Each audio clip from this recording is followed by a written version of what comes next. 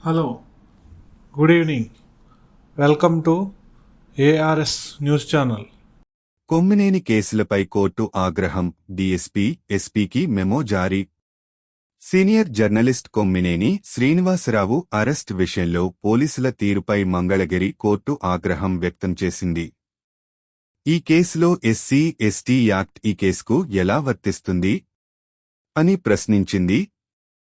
గతంలో ఓసారి చెప్పినా మళ్లీ ఇవే సెక్షన్లు ఎలా పెడతారని ఆగ్రహం వ్యక్తం చేస్తూ డీఎస్పీ, ఎస్పీకి మెమో జారీ చేస్తామని హెచ్చరించింది. కొమ్మినేనిపై నమోదు అయిన ఎస్సీ, ఎస్టీ యాక్ట్ 356(2) సెక్షన్స్ను జడ్జి తొలగించారు.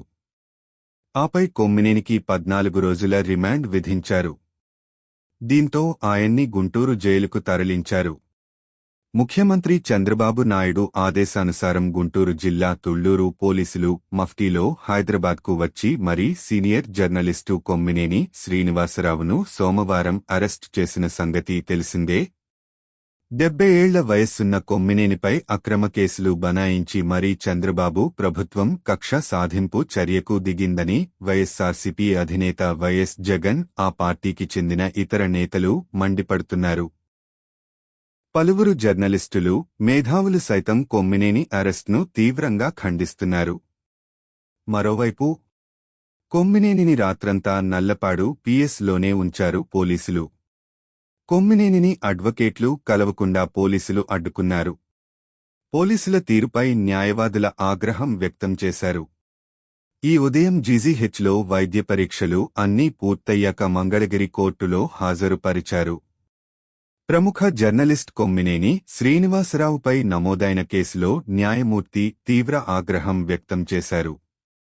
కొమ్మినేనిపై నమోదు చేసిన ఎస్సీ, ఎస్టీ, ఏసీ సెయింట్ అట్రాసిటీ చట్టంతో పాటు సెక్షన్ 356(2) సెక్షన్లను తొలగించాలని ఆదేశించారు.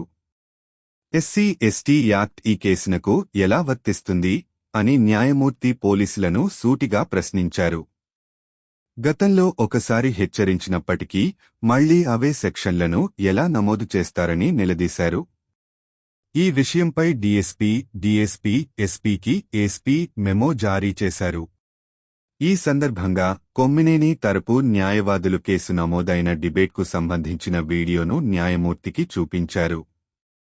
దీనితో కొమ్మినేనిపై తప్పుడు సెక్షన్లు నమోదు చేశారన్న ఆరోపణలకు బలం చేకూరింది. న్యాయమూర్తి జోక్యం ఈ కేసులో కీలక మలుపుగా మారింది.